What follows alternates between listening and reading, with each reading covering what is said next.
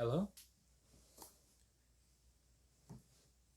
Today we will be talking about Canadian politics in a general sense, as well as a lot of emphasis on regional politics and the differences of the politics in Canadian regions.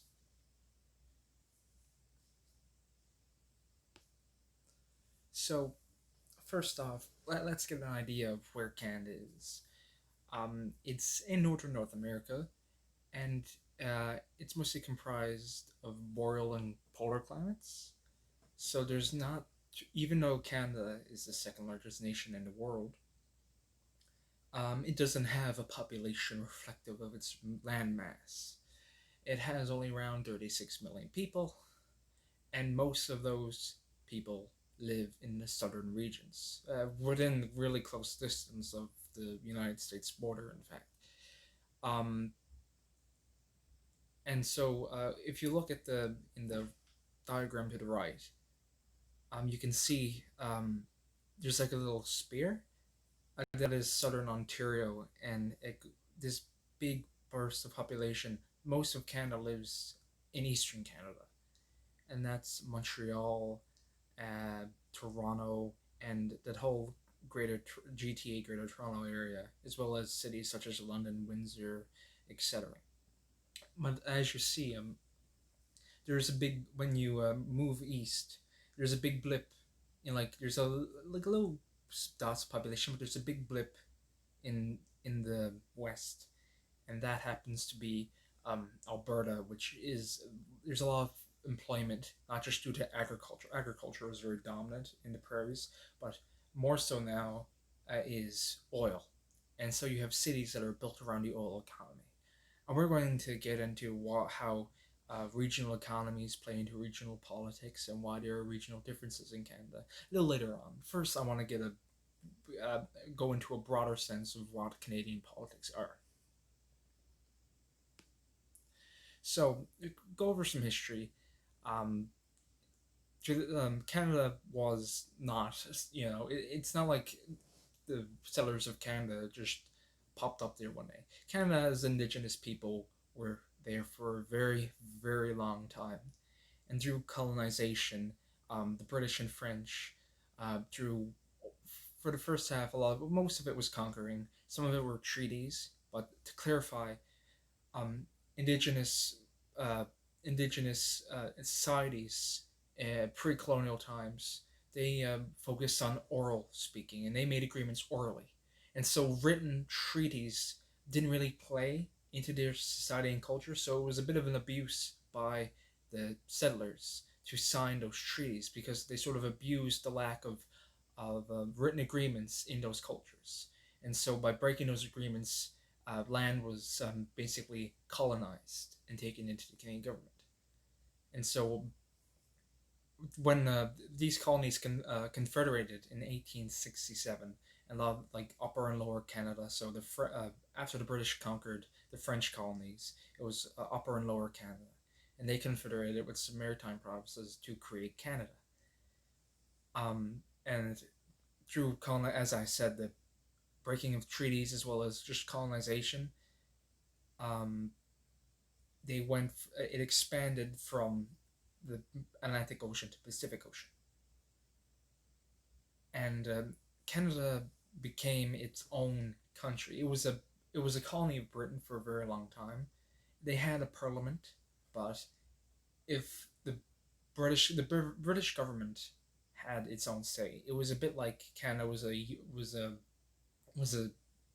it was a subservient state of the United Kingdom, but it became independent in 1931 under the Statute of Westminster. And here's a map of a bit of Canadian expansion. And so to your left and right, you can see for a while Canada was when it was founded. It only really had populations to the right in like Quebec and Ontario. Those were provinces, as well as the Maritimes. Newfoundland wasn't part of Canada back then. That's just there for historical to let you know that where Newfoundland was. Um, but like as you see in the West, it's empty. It wasn't empty. There's indigenous people who live there, but there weren't provinces. It was a territory. There wasn't a lot of settlers living there. And to the image on the right, you can see that these the provinces are expanding, and as they are expanding and new provinces are made, the population is also expanding. And so you have a lot of settlers. There was the last best west, which Wilfrid Laurier put forward, in which he got a lot of, like, Canada at this time was really comprised of British settlers as well as French settlers from France that took up Quebec. But during the last best west and the Western expansion or in colonization, they let in people they didn't normally let into Canada. And so they normally focused on French and British immigrants. Now they opened the doors up to Spanish, German, Ukraine, Eastern European. And so you have a lot of these. There was a lot of immigrants that came in here too, and they sort of colonized and made up the West. And here's the map of treaties and Canada today. And so you can see how as these treaties were signed, Canada slowly expanded west and then north. And to your right, today we only have 3 territories, and they're all in the north, but they do have representation federally. And so to talk a bit about Canada's democracy, we in Canada live underneath a constitutional monarchy, and so it is a parliamentary democracy. We elect a parliament. The monarch plays a more symbolic and ceremonial role. There are some factors in which they do play a factor in our democracy, such as if the Governor General, which is a representative of the monarchy, if they need to be replaced, the Prime Minister needs to get the permission to get an agreement with the Queen or King, or whoever the monarch is, to get that person to step down. But for the most part, the monarchy plays a very, very small and limited role in Canadian democracy. And Canada is also a federal state. And so, unlike the United Kingdom, which also has the same type of electoral system we do, there's significant separations between the provinces and the federal government. There are some bills and things that the federal government cannot encroach on. That is something that is the rule of the provincial government, and it's a constitutional right of these provinces to have that power. In Britain, you have different parliaments for Wales and Scotland, but the British Parliament, it's a unitary state, so the British Parliament can override any rules by the Scottish government or the Welsh government, but not here in Canada. And so our monarch is the head of state. Our monarch is the head of state, but the Prime Minister is the head of government. So the Prime Minister is the person who has power, not the Queen. And we elect our parliament via single member districts under a first past the post system. And so through this is that in each district, which is roughly around 80,000 electorates, we elect a single member, and it's the person who obtains a plurality of the votes. They don't need to obtain past 50%. They just need to win one more vote than the person behind them, and they are the elected representative. And our parliament is made out of 338 of these members from 338 districts, and then the party that has the most seats will form government. There are cases in which coalitions have been debated, in which smaller parties would create a government based on their disagreements with the largest party. In 2008, Stéphane Dion, Jack Layton, and Gilles Duceppe were going to form a coalition government to topple the conservative government of Prime Minister Stephen Harper. But Stephen Harper call an election before it happened because it is constitutional, but his response was that it wasn't a democratic thing to do. Whether or not you believe in that, that's up to debate. But we never really have had a coalition government in a very, very, very long time. Very long time. Yeah. And here are the election results in 2019. As you can see, this is not a representative system, and so like you can have parties that win the popular vote, but don't win more seats, the most seats, and this really there is a big effect due to liberals winning because their vote was more efficient in seats than the conservatives were, and the conservatives won a lot of votes. They won around 70% of the vote in Alberta, but the thing is like they won by big majorities in seats, but they lost by small numbers in battleground seats. So they won all the seats they could in Alberta, but some would say that like the votes that 80% caused a lot of wasted votes, and that idea is that those votes in battlegrounds would have made them form government, but considering they were all um, consolidated in the West, and there's only so many seats you could win in the West, is that that led to them not being able to form government. And the first past the post system is good for people who have efficient vote shares. So, um, like I said, with the Liberals, they had efficient vote shares in Toronto. The Bloc Québécois are a regional party, and so considering their vote is concentrated in one area, that gives them a really good chance of winning seats. And as you see, they won a good amount of seats. But with the NDP, even though they won almost twice as many votes, more than that, than the Bloc Québécois, um, they their support is their federal party. Their support is spread across the nation, and because of that, they did not win seats proportional to their popular vote. And this has caused a lot of debate for electoral reform. But right now, it doesn't look like we don't have any motions that will push it past. The NDP and Greens are pushing for it, but right now they don't really have the leverage to do that. And in 2018, there's a referendum in British Columbia to have proportional representation implemented in the provincial level, but that vote failed. So there is a lot of question on the future of our first past the post system. And also, before I move on to the next slide, I want you to notice the the similarities and the common factors in how places in Canada vote. There's a big swath of votes of blue in the west, but that sort of dwindles out in the east, and you could see the Bloc. That's a regional party, and I'm going to get into why these areas vote these ways compared to the rest of Canada in a little bit, not right now. I mean, right now. Sorry.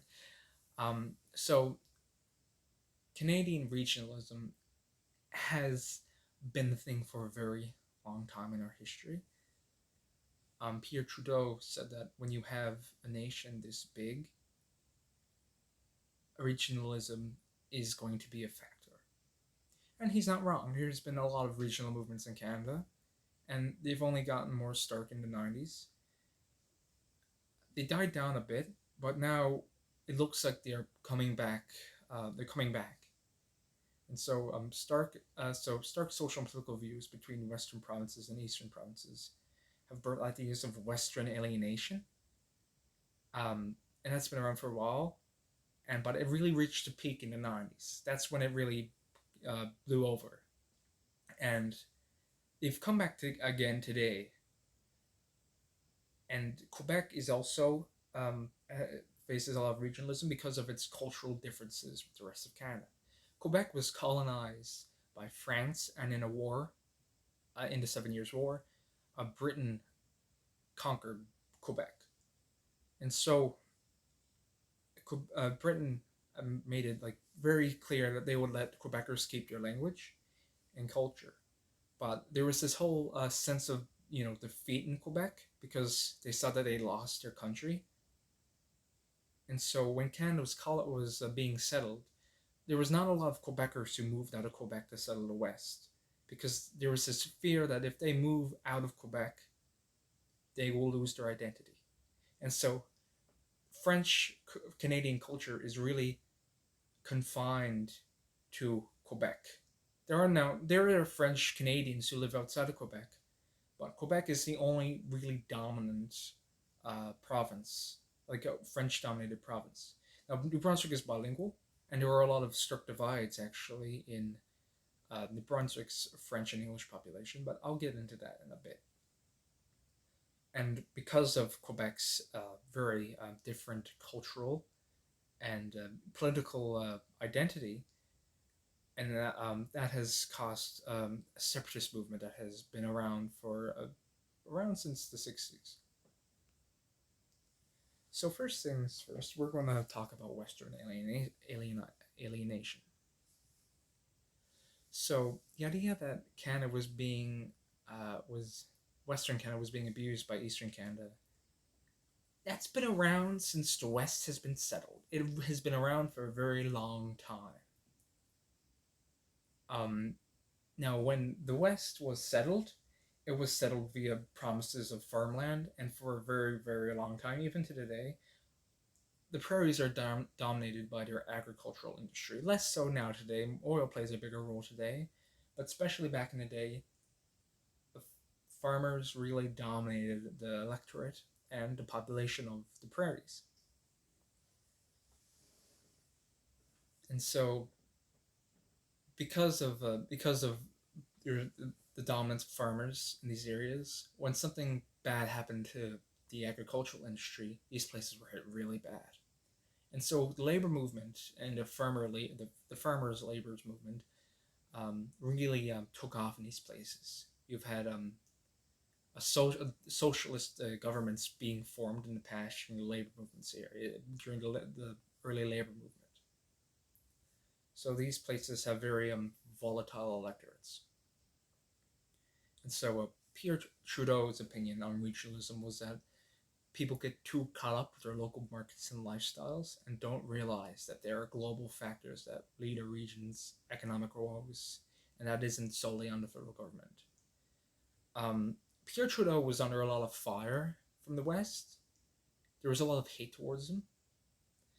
In a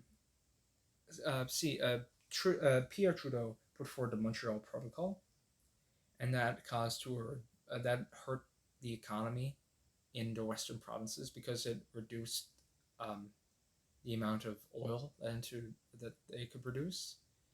And so, because a lot of these areas became very reliant on the oil and tar sands, they were very upset by Justin Trudeau and Pierre Trudeau.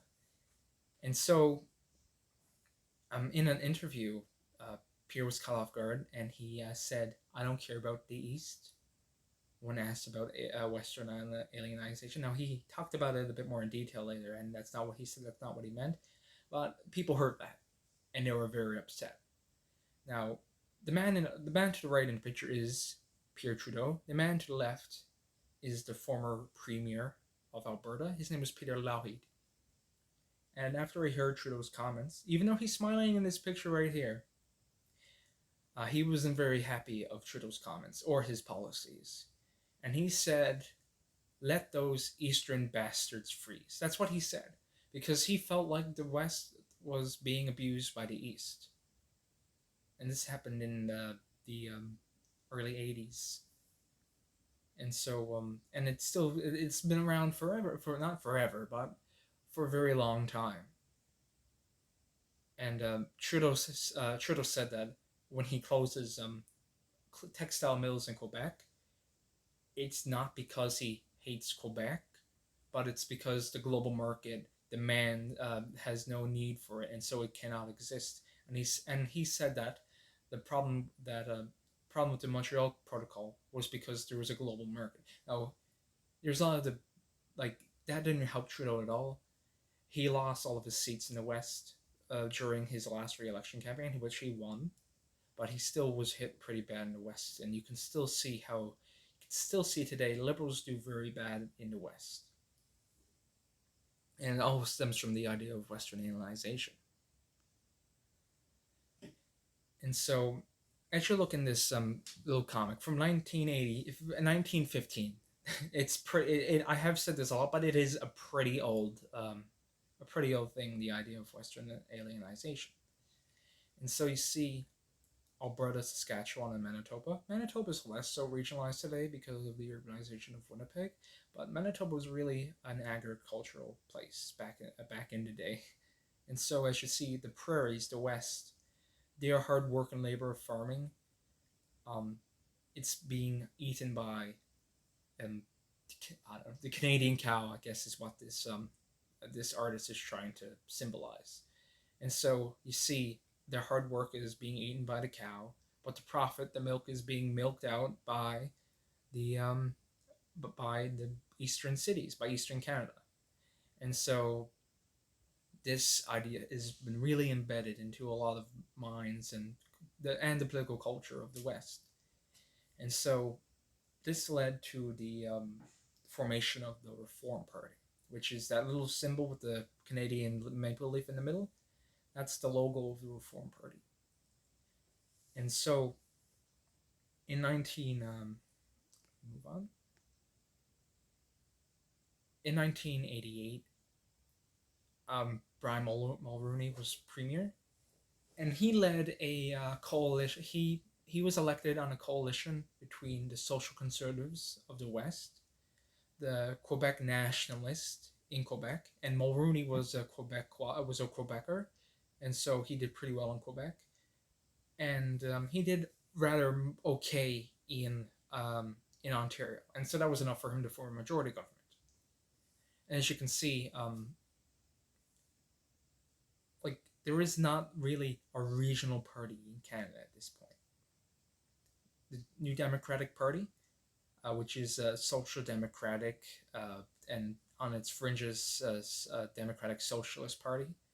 They they won some provinces in the West, but they exist across Canada. They were campaigning across Canada. Their support was spread out, even though they did better in some places. Their support was spread across the country.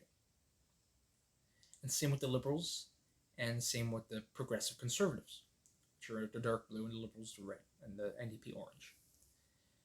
And so the Reform Party ran in this election, but only won 5% of the vote.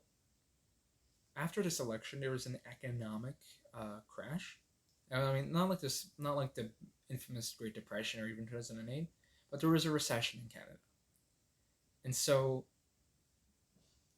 the West felt like it was betrayed once again by Ottawa. And so this Reform Party, which focused on like putting Alberta and the West first and getting their fair share, they really skyrocketed in 1993, and so that destroyed the Progressive Conservative Party. And the Progressive Conservative Party existed since Canada's foundation. Liberals and Progressive Conservatives from government throughout Canadian history up until this point in which the Progressive Conservatives collapsed. They still existed for a little bit after this election, but they never grew back to where they were. They had to merge with the Reform Party, which turned into Canadian Alliance. They had to reform. They had to merge to form the Conservative Party of Canada. But this Western alienization destroyed one of Canada's biggest political regimes. And the collapse of the Progressive Conservative Party is the biggest collapse of the incumbent government in democratic history of a democratically elected government. And like, it's not by revolution, but by electoral means it is. And so once you see the West, it turned green. It turned green to the reform. If you also look at Quebec, it was taken over by a party as well. Like it was a big flip, and that was the Bloc Québécois, and I shall get into that in a bit. So Quebec, as I said, it has a unique identity in Canada, and for a long time, apologies, for a long time, Quebecers wanted more representation in government. They wanted their identity to be preserved. As I said, there was not a lot of Quebec settlers due to the fear of losing their identity. So, in Quebec was governed through the Liberal Party and the Union Nationale for a while. Union Nationale was a very conservative party that dominated for a very long time. They were very right wing, and the Catholic Church played a very big role in Quebec and its society, and that was referred to as the era of darkness. So there was certain opinions on that government, and when the Union Nationale lost power, um, the Silent Revolution happened in Quebec, and Quebec became more and more progressive in a cultural sense. They became more secular. Religion played a smaller and smaller role in their society. But there was a feeling after the Quiet Revolution that Quebec is different than Canada, and it is. But there was a feeling that Quebec would be better on its own than being in the Canadian Confederation. And so there was now this sentiment was going on for a bit, but it wasn't too big. But in 1967, French President Charles de Gaulle, who led Free France, he was the French president after World War II.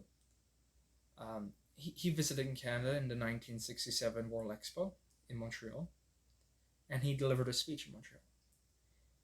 And in that speech, he said, "Vive les Montreal." There was cheers. "Vive les Quebec." Cheers. And then after a little silence, he said, "Vive les Quebec libre." So I'll live.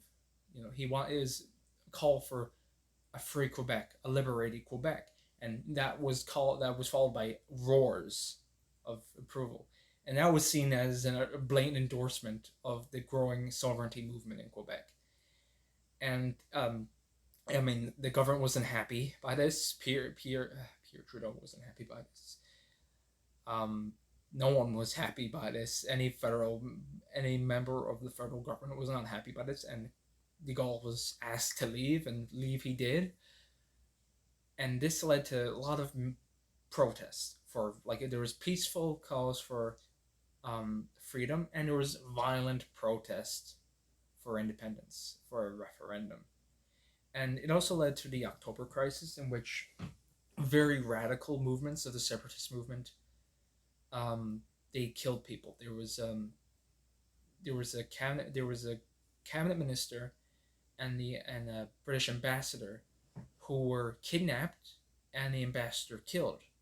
And Pierre Trudeau called there was martial law in Quebec. This reached a big boiling point. It was a very contentious part in Canadian history. And so, after de Gaulle's speech, there was the formation of the Parti Québécois, and the former nationalists who voted for Mulroney and the Union Nationale, they needed to find a new identity. And what happened was a former liberal cabinet minister, who René Lévesque,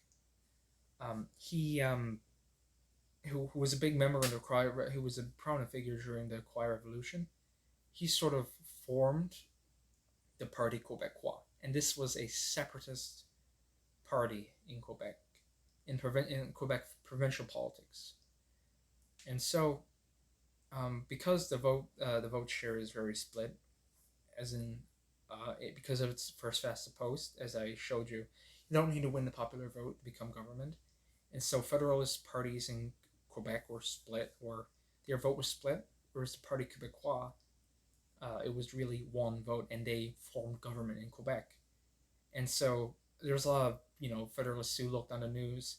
A separatist party wins government in Quebec, and because this is Canada's a democracy, referendums were put forward. The first one happened in 1985, and it was 60% said no, and so the referendum failed. But in 1995, it happened again, and it was extremely close. and as you can see, this is the map um, of the results, and less than a percentage decided the fate of whether or not Quebec should remain in Canada or not. And so this was a very close referendum, but Canada stayed in the federation.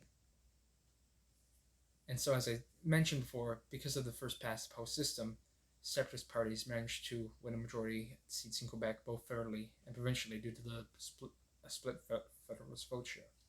In fact, the Liberal Party in Quebec became a lot more conservative because conservative federalists who were former Union Nationale members, they didn't want to keep splitting the vote. They wanted to be competitive against the Parti Québécois. So they merged in the Liberal Party, and so the Liberal Party in Quebec is a lot more centrist because it's a coalition of federalists. They're all from all different political stripes, but they all have one thing in common: they want Quebec to remain in Canada, and that's why for a very long time, Quebec provincial politics since the 90s or 80s have been Liberal versus Parti Québécois, and there was a federal branch of the Parti Québécois, which is the Bloc Québécois. They're not considered the same party, but they run joint candidates together, and so they were a very they're a very important and influential force in Canadian politics today and back in the day. Um, they they fought for quote unquote Quebec values and Quebec interests. And for a long time, the Bloc dominated the provincial politics of Quebec. As you see, this is from 1997. The dark blue are the Bloc Québécois, and they dominated. They dominated Quebec for very well. Like they won majority of the seats despite not making a good percent, not winning not even near to 50% of the vote. And they did this up until 2008. They still won a majority of seats in 2008, but that was the last time they won a majority of the seats up to date. In 2011, the New Democratic Party and their leader, who was a Quebec-born Jack Layton, he signed the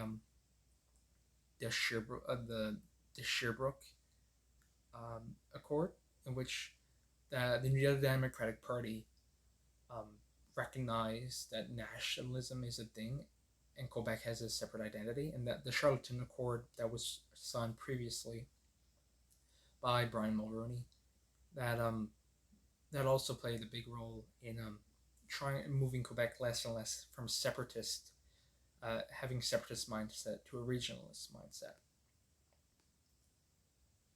And so, but today the Bloc are back. Separatism, because of all those failed referendums, separatism sort of slowly died with no whimper. Oh, I mean, the Bloc was wiped out by the New Democratic Party in 2011. And so it looked more so that Quebec would be more focused on progressive politics than the idea of separatism. And so,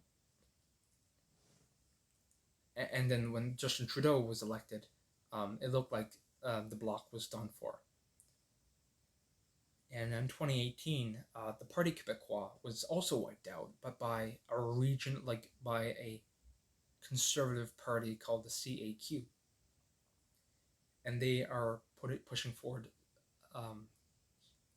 slightly socially conservative policies, as well as Bill 21, which is a very controversial secularism law.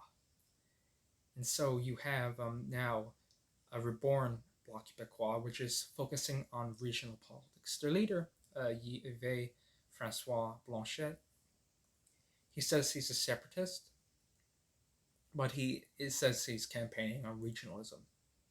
And so today, The Reform, which is now the Conservative Party, they dominate the West, and regionalism dominates Quebec as well, as you can see from the block. So, thank you very much for your time. I'm sorry for the technical difficulties. I can't get a proper laptop to do this, so thank you very much for listening.